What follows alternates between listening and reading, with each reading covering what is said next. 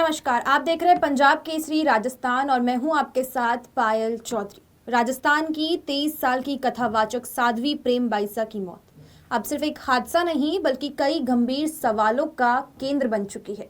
परिवार का दावा है कि एक नॉर्मल इंजेक्शन ने 30 सेकंड में उनकी जान ले ली। मरने से पहले उनके आखिरी शब्द बताए जा रहे हैं, मुझे न्याय दिलाना। तो सवाल ये है, क्या ये मेडिकल लापरवाही है या क्या गलत इंजेक्शन बना मौत की वजह, या फिर इस पूरी कहानी के पीछे कोई ऐसा सच है जो अभी तक सामने नहीं आया। इन्हीं सारे सवालों के साथ में सीधे जुड़ते हैं हमारे संवाददाता जोधपुर से जितेंद्र डूडी के साथ में और उनसे तमाम सवाल इन्हीं के बारे में जानकारी लेना चाहेंगे। जितेंद्र जी, सबसे पहले आपसे यही जानना चाहेंगे, फिलहाल क्या कुछ नई अपडेट आ रही है पूरे इस मामले के अंदर? क्या कोई नई जानकारी एसआईटी की तरफ से या जो पूरी पोस्टमार्टम रिपोर्ट है उसकी तरफ से, या कोई भी नई जानकारी सामने आ रही है जो इस पूरे मामले को एक नया पहलू दे सकती है? जी बिल्कुल पायल, बता दूं कि कल जिस तरीके से एसआईटी की जो टीम थी वो इस मामले में और तेजी से काम शुरू कर दिया है। कल जयपुर से भी एक जो है मेडिकल की टीम आई, एफएसएल की टीम। उसने जो है पूरे आश्रम को तकरीबन 3 घंटे तक छानबीन की गई थी।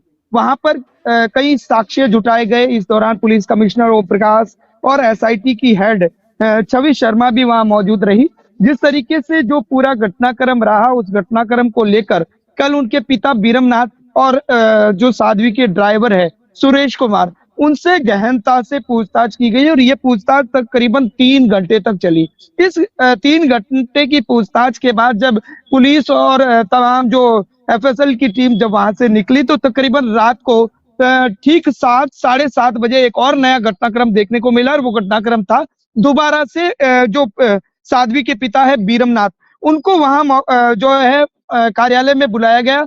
इसके साथ ही जो साध्वी का ड्राइवर था उसको वहां मौके पर बुलाया गया। खास इस बुलाने का रीजन ये था कि साध्वी का जो एप्पल का फोन है उस फोन के पासकोड, क्योंकि एप्पल एक ऐसी कंपनी है जिसकी वजह उसके पासकोड जो है नहीं तोड़े जा सकते। इसके पासकोड लेने के लिए पुलिस ने दोबारा से जो है उनके पिता को और जो साध्वी के साथ रहते थे, उनको खाना खिलाते थे, उनकी ड्राइविंग करते थे, सुरेश कुमार, उनको बुलाया। पासपोर्ट के लिए पूछताछ की गई लेकिन अभी तक उनको पुलिस को पासवर्ड नहीं मिले, क्योंकि ये पूरा घटनाक्रम इंजेक्शन लगने के बाद हुआ। बताया ये भी जा रहा है कि इंजेक्शन इसलिए लगाए जाते थे क्योंकि साध्वी को जो है अस्थमा था, और अस्थमा एक ऐसी बीमारी है जिसकी वजह से अगर ओवरडोज उसका हो जाए, अस्थमा लाइन की अगर ओवरडोज हो जाए तो इंसान की मौत हो जाती है। प्रारंभिक जो पोस्टमार्टम रिपोर्ट है उस रिपोर्ट में साध्वी की बड़ी आंत और छोटी आंत लाल हो चुकी थी। उसके मामा के बयान के अनुसार साध्वी के दोनों हाथों के जो नाखून थे वो काले पड़ चुके थे। हालांकि अभी ये बहुत प्रारंभिक है, इसको आप नहीं कह सकते कि कोई जहर दिया गया है, लेकिन कहीं ना कहीं पुलिस हर एंगल के साथ इस पूरे घटनाक्रम की जांच कर रही है। एसआईटी की टीम के जो 11 सदस्य हैं वो हर एक साक्ष्य जुटा रहे हैं, हर एक उस चीज को पहलू को छूना चाहते हैं जो साध्वी से जुड़ा हुआ है। इसके अलावा सोशल मीडिया पर जो भी कमेंट हो रहे हैं, वीडियो हो रहा है या वीडियो पोस्ट किया जा रहा है, उसको लेकर के भी गहनता से पड़ताल की जा रही है। सबसे बड़ी बात की जो पोस्टमार्टम की मेन रिपोर्ट है, जानना चाहूंगी कि जिस तरीके से देखा गया था कि साध्वी की मौत के बाद में एक इंस्टाग्राम पे एक पोस्ट वायरल किया गया था, उन्हीं के अकाउंट से ये पोस्ट आया था जिसमें उन्होंने बकायदा कहा गया था कि मुझे न्याय दिलाना, या जो भी एक तरीके से सुसाइड नोट की तरह लिया जा रहा था उसको। तो ये चीज तो बहुत क्लियरली निकल कर आती है कि जब उनके पिताजी ने वो पोस्ट करा है तो उन्हें पासवर्ड तो पता है। देखिए निश्चित रूप से पासवर्ड पता है, क्योंकि ये पोस्ट उनके पिता ने जो जब बयान दिया था तो उसमें कहा गया था कि ये पोस्ट मैंने करवाई और मेरे ड्राइवर से करवाई। ड्राइवर वही है सुरेश कुमार जो साध्वी के साथ रहता था। पोस्ट जो की गई वो साध्वी के अकाउंट पे की गई, यानी मौत के ठीक 4 घंटे बाद वो पोस्ट जो है सोशल मीडिया पर आई। तो कहीं ना कहीं साध्वी का मौत होने के बाद इस पोस्ट को किया गया है। तो निश्चित रूप से कह सकते हैं कि सोशल अकाउंट और उस मोबाइल के पासकोड जो है या तो सुरेश के पास है या फिर उनके पिता बीरमनाथ के पास है। फिलहाल अभी तक पुलिस को ये नहीं मिला कि उसका पासपोर्ट क्या है, लेकिन लगातार पूछताछ के लिए बुलाया जा रहा है। कल 2 घटनाक्रम हुए। पहला घटनाक्रम जो उनके आश्रम पर पूरी छानबीन की गई, चप्पे चप्पे को छाना गया, वहां के साक्ष्य जुटाए गए, आस पड़ोस के जो जगह है उस पे भी जो है पूरी गहनता से एफएसएल टीम ने जांच की। दूसरा घटनाक्रम शाम के वक्त हुआ जब वो दोबारा उन दोनों को बुलाया गया। हालांकि अभी पुलिस स्पष्ट जिस तरीके से हमारी बात हुई है और पुलिस का ये कहना है कि हमने जो है इसलिए बुलाया कि इनसे कुछ हमें पूछताछ करनी थी और इसके अलावा कुछ चीजें जाननी थी, क्योंकि ये मामला बहुत संवेदनशील मामला है और हर चीज को जो है पहलू को छूना चाहते हैं। लेकिन आप इसको हमने किसी को इंट्रोगेट नहीं किया, ना किसी पे दबाव डाला गया। ये बात साध्वी के पिता ने भी स्वीकार की है कि पुलिस की ओर से किसी तरह का इंट्रोगेशन नहीं किया गया, ना उस पर दबाव डाला गया। जिस तरीके से जाते जाते साध्वी के पिता ने ये बताया कि पुलिस पूरे तरीके से कॉपरेट कर रही है और कॉपरेट कर रही है, इसका मतलब पुलिस अभी बहुत प्रारंभिक तौर पर चल रही है। पोस्टमार्टम रिपोर्ट जब मैन आ जाएगी उसके बाद पुलिस और जो है इसको तेज गति लाएगी। लेकिन कह सकते हैं कि कहीं ना कहीं बहुत इस पूरे मामले को लेकर पूरे देश में साध्वी को लेकर जिस तरीके से जो कमेंट आ रहे हैं, सोशल मीडिया पर जो पोस्टें आ रही है, उसका भी पुलिस गहनता से अध्ययन कर रही है। जी अब मैं आपसे जानना चाहूंगी थोड़ा सा इंजेक्शन के बारे में। जैसे आपने अभी हमें बताया ये चीज कि वो इंजेक्शन उनको इसलिए लगाया गया था क्योंकि उनको अस्थमा था, पर पहले कुछ समय पहले जब ये पूरी मतलब सिचुएशन स्टार्ट हुई थी उस टाइम पे ये बताया जा रहा था कि साध्वी को खांसी जुकाम की जो भी एक नॉर्मल एक तरीके से देखा जाता है उन्हें खांसी जुकाम हुआ था और इस वजह से उन्हें वो इंजेक्शन दिया गया। पर अब ये स्टेटमेंट एक तरीके से पूरी तरीके से बदल गया है कि वो इंजेक्शन जो है वो अस्थमा के कारण दिया गया है। तो ये दो कॉन्ट्राडिक्ट स्टेटमेंट्स कैसे आ रहे हैं? और दूसरी चीज ये कि फिलहाल जो कंपाउंडर थे उन पे किस प्रकार के एक्शन और किस प्रकार की कार्रवाई की जा रही है? जी देखिए पायल, मैं पहले सवाल का आपका जवाब दे दूं कि आपने जिस तरीके से बताया कि समय समय पर बयान बदले जा रहे हैं, निश्चित रूप से बदले जा रहे हैं। उनके जो पिता है, उनके पिता के द्वारा पहले ये स्टेटमेंट दिया गया कि उनको मामूली से सर्दी जुकाम था इसलिए इंजेक्शन दिए गए। कल उन्होंने ये कहा कि हाँ अस्थमा थोड़ी बहुत थी तो उनको इंजेक्शन लगे हैं।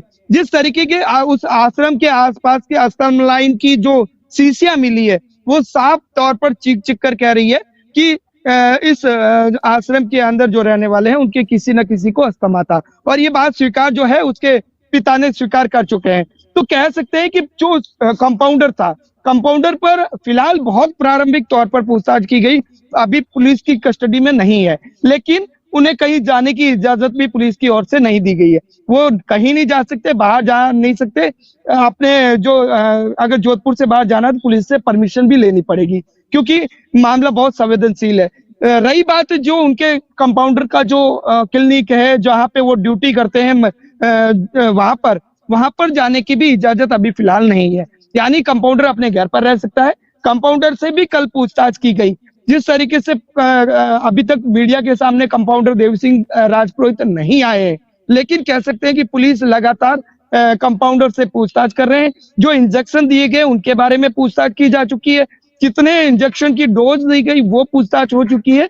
लेकिन पुलिस इसलिए आगे का कदम नहीं बढ़ा रही है क्योंकि पोस्टमार्टम रिपोर्ट आनी बाकी है, और पोस्टमार्टम रिपोर्ट आने पर ही पुलिस का अगला एक्शन होगा, और वो एक्शन क्या होगा वो संशय अभी भी बना हुआ है। कई राज ऐसे हैं जो अभी भी उस पहलू में छुपे हुए हैं जिसकी पड़ताल अभी भी की जा रही है। जी इस पे मैं एक छोटी सी चीज जानना चाहूंगी आपसे। ये बताया जा रहा था कि साध्वी की जो पर्सनल डॉक्टर थी या जिनके पास वो जाया करती थी, जो उनके घरेलू डॉक्टर थी, जो उनके खांसी जुकाम के या फिर जब भी वो कथा के लिए जाती थी उससे पहले हमेशा वो उनसे मेडिकल कंडीशंस और उनके बारे में डिस्कस किया करती थी। तो क्या उनसे भी बातचीत करी गई है उनकी ये प्रीवियस हिस्ट्री के बारे में कि उन्हें अस्थमा था या ऐसी कोई भी बीमारी, उन्हें सांस में दिक्कत थी ऐसे? जी देखिए पायल, जब से साध्वी का निधन हुआ है उसके बाद से ही चाहे उनके पर्सनल जो फैमिली डॉक्टर है या फिर उनके साथ काम करने वाले लोग हैं, कोई भी मीडिया के सामने कोई किसी तरह का कोई बयान नहीं दे रही है। यहाँ तक कि जो प्रेक्षा हॉस्पिटल लेके जाया गया साध्वी को, जब उनको ज्यादा दिक्कत आई और जब वहां मृत घोषित किया गया, वो डॉक्टर भी बोलने से अब बिल्कुल मीडिया के सामने नहीं आ रहे। रही बात उनका एक ड्राइवर, जो उसको ड्राइवर कम उसका रसोइया भी है साध्वी जी के जो उनके साथ रहने वाले, हर पल साये की तरह साथ रहने वाले सुरेश कुमार कल मीडिया के सामने आए थे। उन्होंने कल मीडिया से ये बताया कि साध्वी जी जब अजमेर से आए थे तो उन्हें जुकाम था, वो रेस्ट कर रहे थे, मुझे खाना बनाने के लिए बोला गया, मैं खाना बनाने के लिए किचन के अंदर गया, खाना लेकर आया, खाना खिलाया गया। जब खाना खाने के कुछ ही पल बाद उन्हें थोड़ी तकलीफ हुई तो कहा कि डॉक्टर को बुलाया जाए, तो नजदीक में देवी सिंह राजपुरोहित जो कंपाउंडर है उनको बुलाया गया और उनके द्वारा इंजेक्शन दिए गए, और जो इंजेक्शन लगे उसके मात्र 5 मिनट में साध्वी जी का देहांत हो जाता है। तो ये पूरा घटनाक्रम कहीं ना कहीं उस इंजेक्शन और वहां जो कंपाउंडर पहुंचने के बाद का हुआ है। एक बात और मैं बता दूं पायल की सीसीटीवी को लेकर काफी जो सोशल मीडिया पर जो है मैसेज कमेंट्स आ रहे हैं कि सीसीटीवी हटाए गए हैं। कल हम आश्रम गए थे, हमने भी वहां देखा कोई अंडरग्राउंड सीसीटीवी नहीं था। यहाँ तक कि उनके पिता ने ये भी बयान दिया कल कि कोई ना कोई तो सीसीटीवी लगाया होगा इस जोधपुर के अंदर, बाहर से पूरे राजस्थान या इंडिया से कोई आकर लगाया होगा। कोई भी लाकर ये बता दे कि हमने सीसीटीवी यहाँ इंस्टॉल किए हैं, तो जैसा पुलिस कहेगी वैसा मैं करने के लिए तैयार हूँ। यानी कहीं ना कहीं सीसीटीवी वाली एक प्रोपेगेंडा है जो सोशल मीडिया पर फैलाया जा रहा है। उसके पिताजी लगातार एक बात जरूर कर रहे हैं कि न्याय मिलना चाहिए साध्वी जी को। कल उन्होंने एक बार फिर दोहराया कि साध्वी जी ने पत्र लिखा तमाम शंकराचार्यों को। वो पत्र इसलिए लिखा कि वो अग्नि परीक्षा देना चाहते हैं। हमने जब पूछा कि क्या अग्नि परीक्षा देना चाह रही थी साध्वी जी, तो उन्होंने फिर जिक्र किया कि एक सीसीटीवी वायरल हुआ था। उस वायरल के बाद साध्वी जी बहुत अवसाद में थी और वो चाहती थी कि जो सनातन धर्म है उसमें मैं पवित्रता जो साबित करना चाहती थी, इसीलिए उन्होंने शंकराचार्यों को पत्र लिखा कि मैं अग्नि परीक्षा देने के लिए तैयार हूँ। लेकिन कहीं ना कहीं अग्नि परीक्षा देने से पहले और इस तरह की घटना सामने आना हर किसी के जहन में एक सवाल पैदा कर रही है। हर किसी के जो है कई सवाल और राज पीछे छोड़ की गई है जिसका खोजना भी बाकी है। जी पायल। जी, मैं आखिरी में बस आपसे यही जानना चाहूंगी कि हम लगातार ये देख रहे हैं कि वीरमनाथ जी अपने स्टेटमेंट्स बाकायदा चेंज करते हुए नजर आ रहे हैं। कभी कुछ और कह रहे हैं, कभी कुछ और कह रहे हैं, और जो पोस्ट भी इंस्टाग्राम पर हुई थी वो भी बहुत सारे सवाल अपने आप में खड़ी करती है। तो मैं आपसे यही जानना चाहूंगी कि जो फैमिली मैटर था, क्या वो तो एक रीजन नहीं हो सकता, या घर के अंदर किसी प्रकार का कोई भी तनाव चल रहा हो? जी देखिए पायल, पुलिस ने कल स्पष्ट किया है कि हर एंगल को, हर चीज के पहलू को वो छूते हुए इस पूरे इन्वेस्टिगेशन कर रही है, क्योंकि ये पूरा मामला पुलिस में जा चुका है। पुलिस हर चीज को छू रही है, कोई भी ऐसी चीज को पीछे नहीं छोड़ना चाहती जिसकी वजह से इस पूरे राज का या इस घटनाक्रम से पर्दा ना उठ सके। क्योंकि ये बहुत चीजें हैं, क्योंकि जिस तरीके से वीरमनाथ जी अपना स्टेटमेंट बदले, जिस तरीके से पोस्ट 4 घंटे बाद आना, और उसमें भी साध्वी के द्वारा ये कहना कि मैं मतलब जो है कहीं ना कहीं अपनी अग्नि परीक्षा देना चाहती हूँ या मुझे न्याय मिलना चाहिए, मुझे न्याय चाहिए। ये न्याय की जो बात आई है ये बहुत कुछ कह रही है, लेकिन अभी बहुत प्रारंभिक चीजें होगी अपनी बताना। वीरमनाथ जी कहते हैं कि मेरी बेटी को न्याय मिलना चाहिए, पर दूसरी तरफ वही पोस्टमार्टम कराने से क्यों कतरा रहे थे? देखिए ये बात बहुत सही थी कि उन्होंने पोस्टमार्टम कराने के लिए पहले इनकार किया था। इसमें बहुत कुछ चीजें जो सामने आई, पुलिस ने इंट्रोगेशन किया या पुलिस ने जांच पड़ताल की, उसमें ये सामने आया था कि आश्रम है उनका, जिस आश्रम के अंदर कुछ केस था, और जिस तरीके से साध्वी जब गई थी तो वो चाहते थे कि वो पुलिस के पर्पज में या फिर पोस्टमार्टम के पर्पज में नहीं जाना चाहते थे कि साध्वी है सनातन धर्म से आती थी।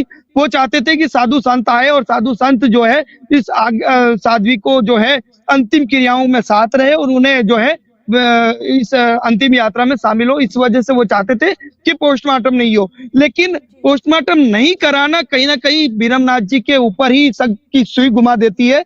तो पुलिस उस सुई को भी जो है लगातार उस पर भी काम कर रही है, उसके जो ड्राइवर है उस पर भी पूरी निगाह है। इसके अलावा जो हर पहलू है उस पर भी जांच की जा रही है।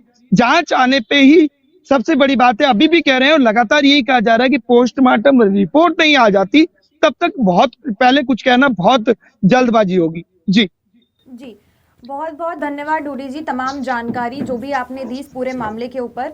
या आपने देखा कि एक साध्वी, बकायदा जोधपुर की एक कथावाचक की अचानक कुछ ऐसे हालातों में मौत हो जाती है, जहां देखने को मिलता है कि बहुत सारे सवाल खड़े होते हुए नजर आते हैं। एक तरफ उनकी मृत्यु के बाद में उनके ही इंस्टाग्राम से पोस्ट किया जाता है 3-4 घंटे बाद में, जिसको अभी तक सुसाइड नोट की तरफ देखा जा रहा है। दूसरा सवाल उठकर आता है कि उनके पिता खुद ही एक तरफ कहते हैं कि मेरी बेटी को न्याय मिलना चाहिए, और दूसरी तरफ खुद ही एक तरीके से देखा जा रहा है कि खुद कतरा रहे हैं पोस्टमार्टम कराने से। तीसरी जो एक और बहुत इंपॉर्टेंट सवाल यहां से आता है कि कथावाचक जो थी साध्वी जी, जो प्रेम बाईसा थी, वो हमेशा जब भी उन्हें खांसी जुकाम या किसी भी प्रकार का कुछ भी थोड़ा बहुत हेल्थ इश्यूज होते थे, वो अपने डॉक्टर के पास जाती थी और उन्हें हमेशा यही चीज कहती थी कि आप मुझे दवाई दे दीजिए ताकि मैं जल्दी से ठीक हो जाऊं और मेरी कथा के अंदर कोई दिक्कत नहीं आए। उन्होंने कभी भी किसी प्रकार का इंजेक्शन नहीं लिया था, पर अचानक इस प्रकार की कौन सी दुविधा आ पड़ी कि उन्हें इंजेक्शन लेना पड़ा, वो भी कंपाउंडर से, बिना अपने डॉक्टर को कंसल्ट किए। तो लगातार बहुत सारे सवाल खड़े हो रहे हैं इस चीज के ऊपर, और ये भी देखने को मिल रहा है कि जो उनके पिताजी हैं वीरमनाथ जी, वो भी लगातार अपने स्टेटमेंट बदलते हुए नजर आ रहे हैं। कभी ये कहते हैं कि उन्हें जो इंजेक्शन दिया गया वो खांसी जुकाम का था, तो कभी कहते हैं कि उन्हें अस्थमा की दिक्कत थी, कभी कहते हैं कि मैं पोस्टमार्टम नहीं कराना चाहता हूं, तो कभी कहते हैं कि मेरी बेटी को न्याय मिलना चाहिए। तो बहुत सारे तमाम सवाल अभी तक इस मामले के अंदर लगातार सामने आ रहे हैं, बहुत सारी चीजें देखने को मिल रही है, बहुत सारे अलग अलग स्टेटमेंट्स भी आ रहे हैं, और अभी के लिए एसआईटी का गठन हो चुका है। ये देखना बहुत ज्यादा जरूरी रहेगा कि ये पूरा मामला कहां जाता है और इस पूरी कहानी के अंदर क्या कुछ नए मोड़ सामने आने वाले हैं। ऐसी और अपडेट के लिए बने रहें पंजाब केसरी राजस्थान के साथ।